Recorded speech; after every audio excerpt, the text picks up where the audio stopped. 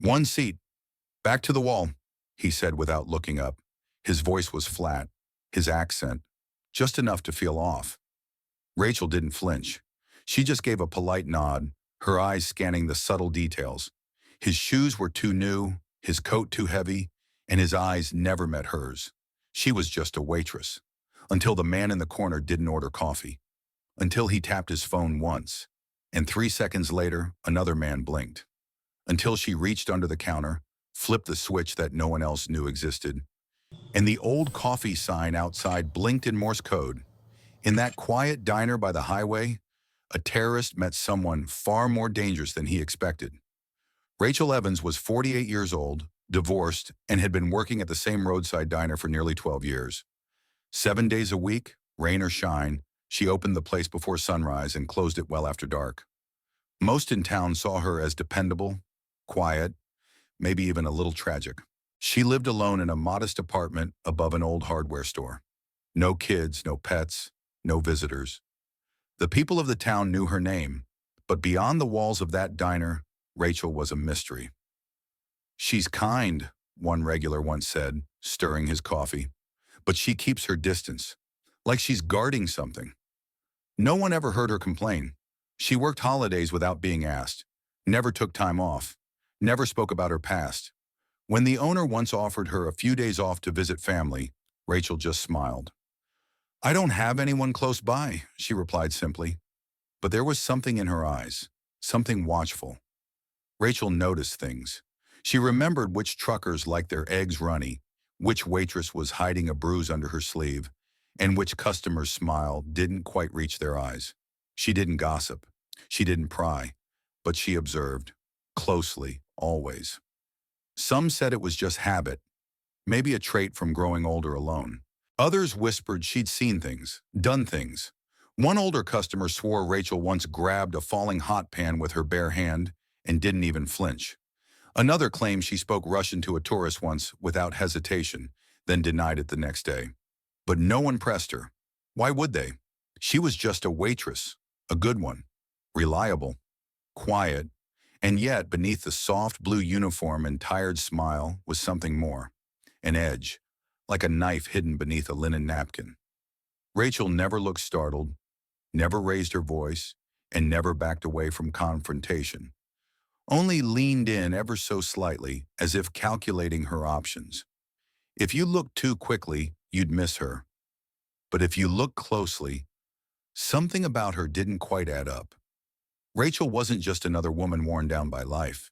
She was a woman who had once lived another life entirely, one she had no intention of revisiting. Unless, of course, it revisited her first. He walked in without making a sound, yet somehow Rachel noticed him the second the door swung open. He didn't look particularly threatening, no scars, no tattoos, no wild eyes. But there was something off, something not quite aligned with the rhythm of the diner. Most customers glanced around, picked a booth, maybe nodded politely. Not him. He scanned the room quickly, almost mechanically, then said, "One seat, back to the wall." Rachel gave a casual nod and pointed him to the booth in the far corner, near the window facing the highway. She didn't smile. She didn't speak. She simply turned, grabbed a menu, and slid it onto the table. He didn't touch it. He sat down, placed his bag under the table, precisely between his feet, and adjusted the sleeve of his coat to check his wristwatch. It was sleek, black, and unfamiliar. Not a typical brand you'd find in small-town Arizona. Military grade, maybe. Foreign, almost certainly. He didn't order anything, not even coffee. And for 20 minutes, he just sat there, silent. Rachel, moving between tables with a calm rhythm, kept him in her periphery. She noticed every little thing. He checked his watch, again and again, 3 times in less than 5 minutes. He didn't scroll on his phone like everyone else. No small talk, no eye contact.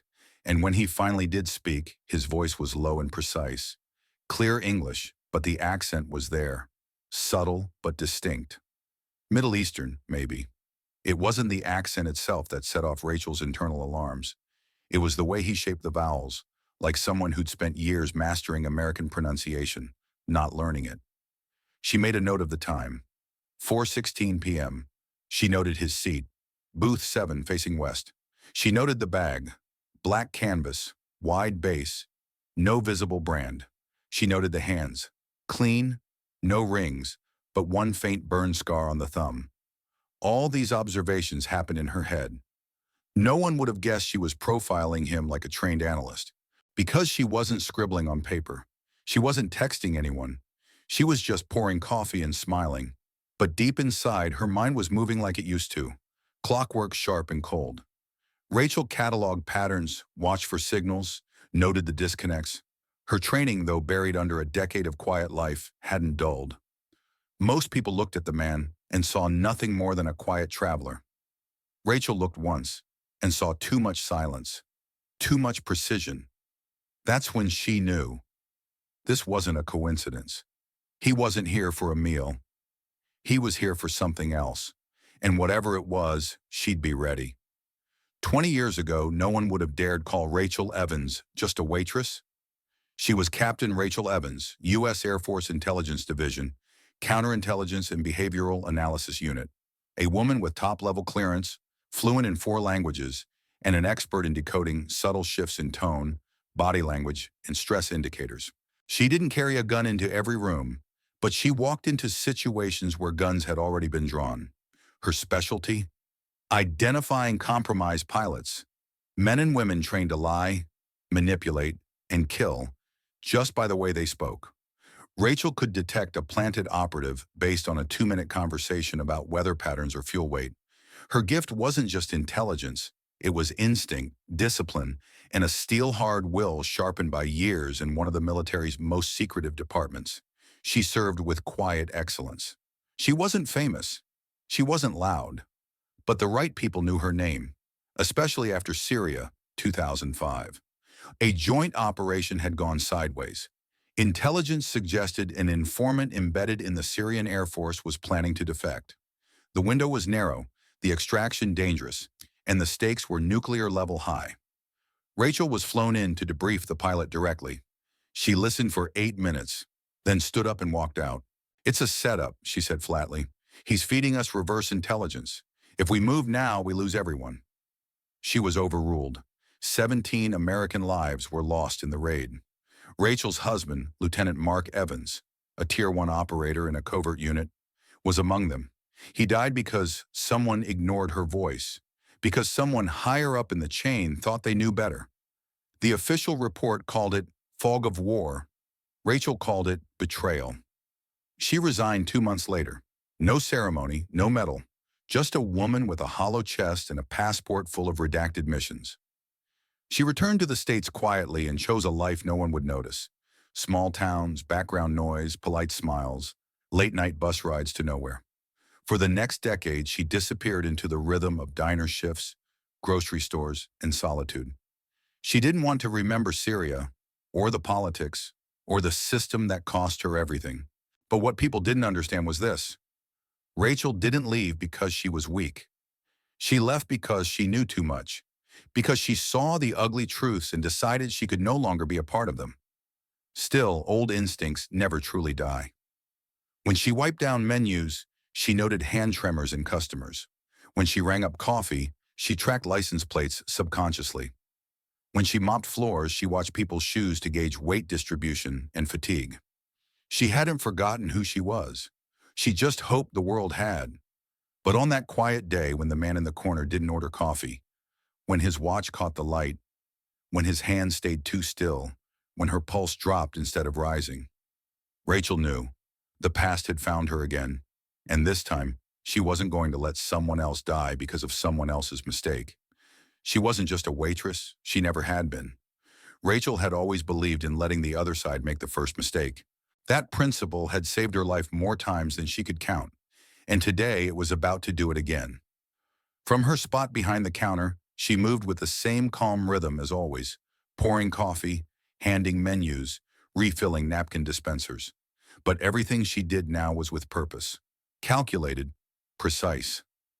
Just below the espresso machine, tucked behind a panel no customer would ever notice, was a small recording device. Old tech. Analog, but reliable. Rachel had wired it in herself years ago, Out of habit, not paranoia. She'd told herself it was in case of workplace theft. But deep down, she knew the truth. Instincts like hers didn't vanish. They waited. Today she tested it. While restocking sugar packets, Rachel nudged the panel slightly open, just enough to expose the tiny red LED light. Barely visible, but to a trained eye or a guilty one, it would flash like a beacon. She didn't look at the man in the corner booth. She didn't have to. 12 seconds later, he shifted. Not much, just a tilt of the head, a glance toward the counter. But then, there it was. He reached into his coat pocket and pulled out his phone. Rachel wiped her hands slowly, watching in the reflection of the coffee machine's chrome surface. His thumbs moved quickly. 3 lines of text, maybe 4. Not English, something else. The spacing and diacritical marks were unmistakable. Arabic script. He paused, looked at the time.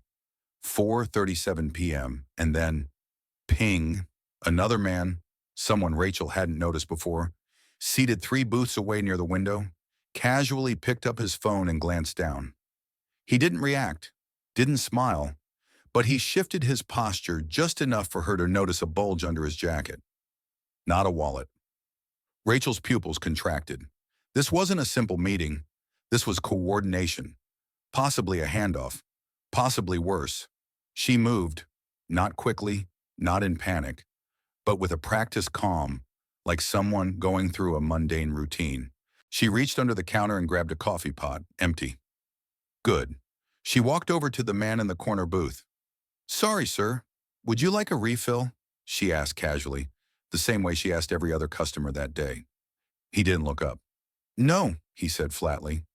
She smiled and turned away, but in that moment, her eyes flicked to the floor, just long enough to confirm it. The black bag between his feet had been unzipped slightly. Rachel had been here before. Not this diner, not this exact setup, but she had stood across from men like him, men whose eyes refused to meet hers, whose hands always stayed too close to the wrong things. She walked calmly back behind the counter, her face still neutral. Inside, her mind was racing. This wasn't the military. There were no radio codes, no armed backup, no classified intel being fed through a headset. There was just her, a waitress, a floor full of innocent people, and a gut feeling she trusted more than any briefing ever written. Rachel reached beneath the cash register and toggled a hidden latch. Behind the diner's chalkboard menu, a tiny transmitter activated, a legacy Cold War tool she'd kept all these years.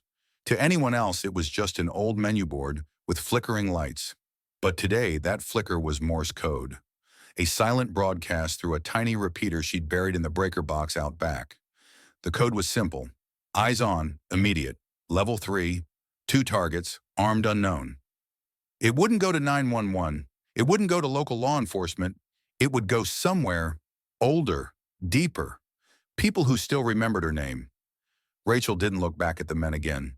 She just refilled a mug, handed out a receipt, and quietly moved closer to the door, watching their every breath from the corner of her eye. The clock on the wall ticked louder now. Something was coming, and this time she would be ready. In another world and another time, Rachel would have had a headset, a tactical team, and aerial reconnaissance overhead. Today she had a rusted diner, a worn apron, and a room full of civilians. And yet, she was calm, because what came next didn't require an army. It required control. From behind the counter, she moved to the far end where the coffee filters were stored. Kneeling slowly, she reached behind the utility drawer and found the frayed wire she hadn't touched in years, the emergency signal cord. It was crude, old school, and completely analog. Perfect. She gave it 2 sharp tugs.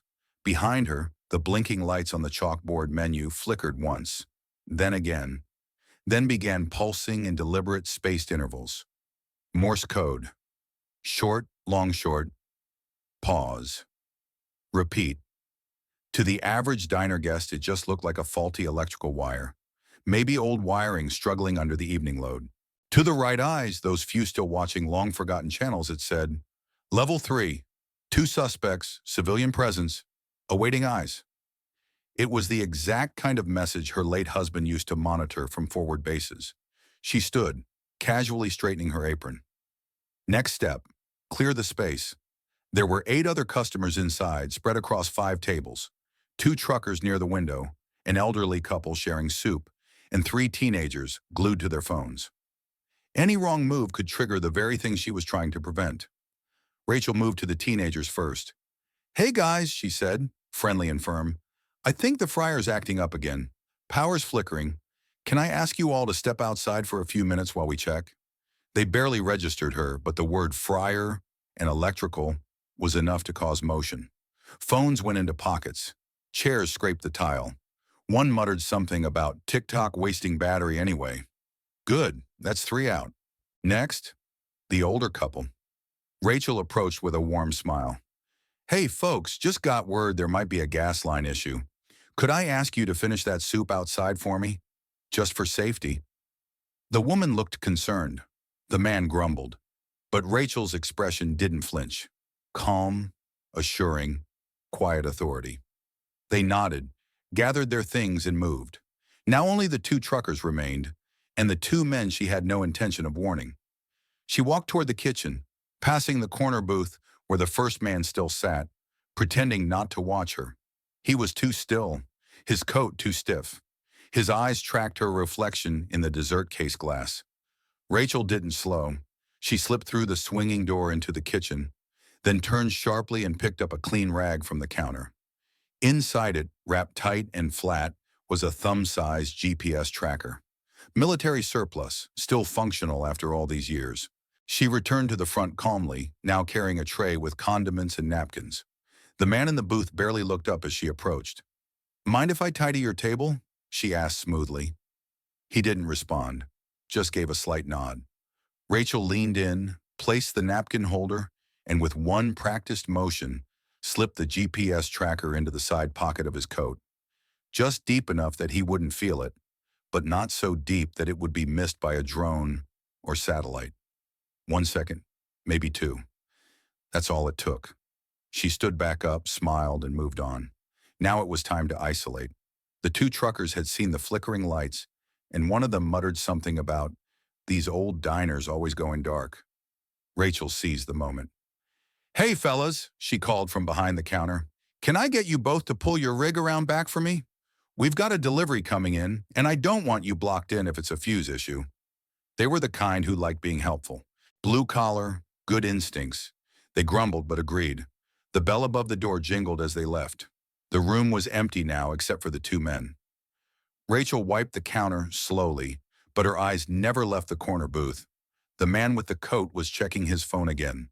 The second man hadn't moved. She took one long breath, letting it fill her lungs the way they'd trained her to before entering a compromised zone. Calm, centered, certain. Outside, a low hum filled the air. Faint. Too low for most to hear. Rachel heard it.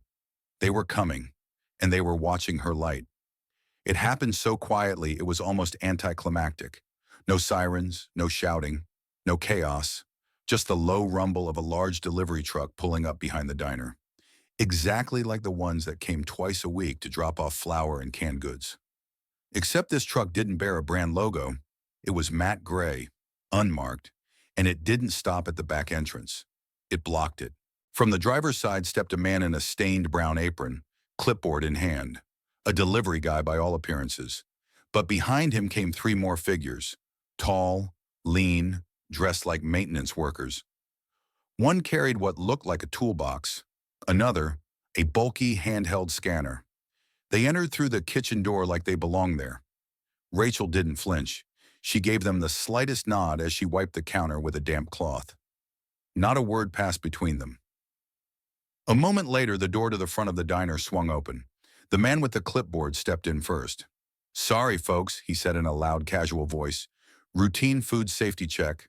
Got a report of possible contamination. Need to clear the area for a few minutes." The 2 suspicious men barely reacted, but the one in the coat stiffened, just slightly. He looked up for the first time. Rachel caught his eyes. There was recognition, maybe even understanding. She turned and pointed. No words, no drama. Just a steady index finger aimed at booth 7. The clipboard man looked, nodded once, and gestured toward his crew. Within 10 seconds, the man in the coat was flanked. "Sir, we'll need you to come with us." one of the men said firmly. He didn't resist, didn't argue, but Rachel saw the moment his fingers twitched under the table, debating, calculating. Then he stood slowly, hands raised halfway. They searched him quickly, found nothing explosive, but they did take his bag. In the GPS ping confirmed it had already been tagged. The second man, the one 3 booths down, tried to slip out through the restroom corridor. He didn't make it. 2 of the crew were already there, waiting, pretending to repair an outlet. He was intercepted, handcuffed, and escorted without a word. The whole thing took less than 2 minutes. To the untrained eye, it looked like a strange routine inspection. To Rachel, it was another operation. Another moment when something horrible didn't happen, because she had seen it before it did. The staff stood frozen. The cook peeked out of the kitchen. A dishwasher dropped a fork tray. A regular customer muttered, "What the hell just happened?" Rachel didn't answer. She just kept wiping the counter, finishing the motion she'd started before the men ever entered.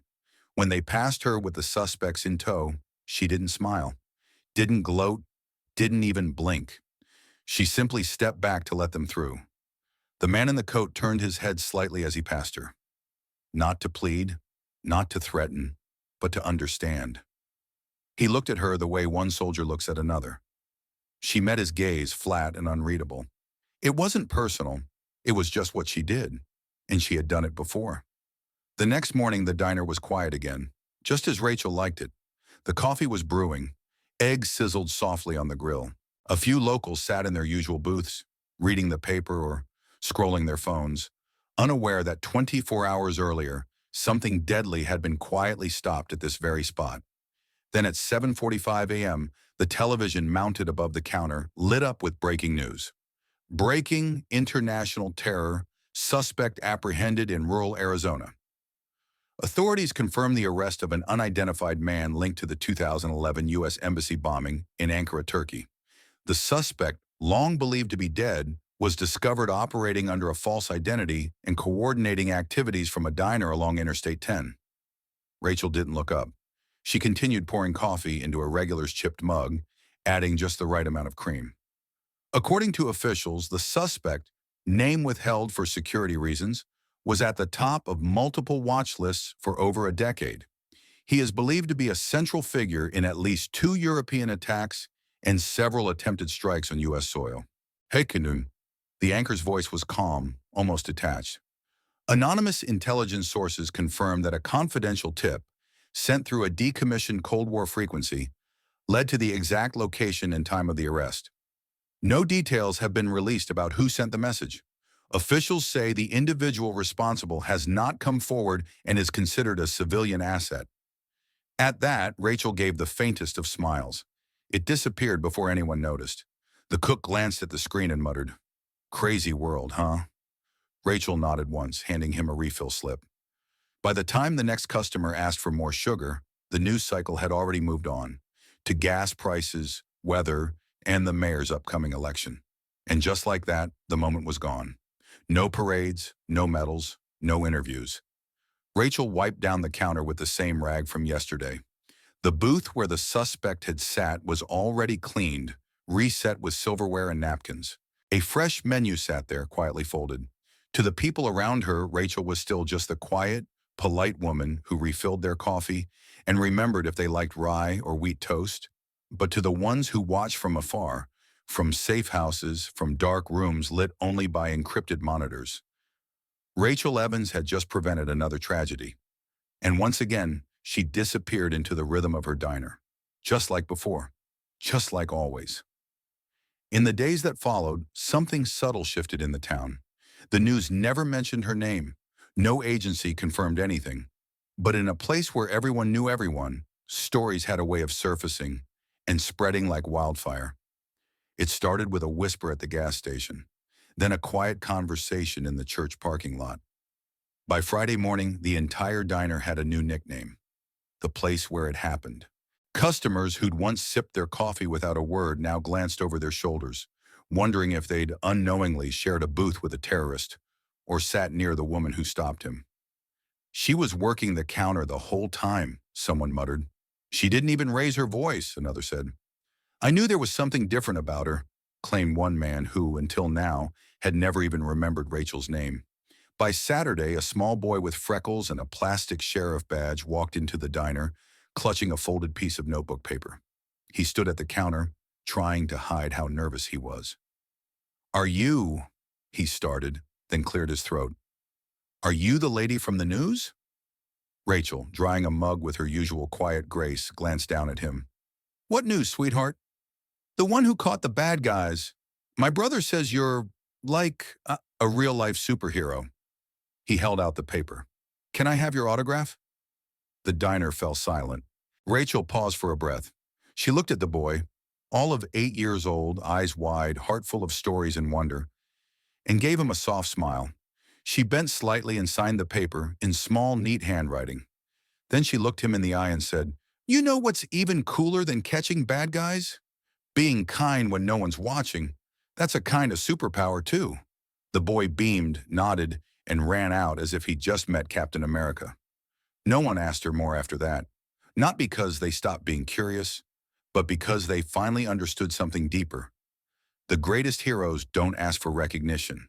They live among us, quiet, steady, watching, and when the moment comes, they act.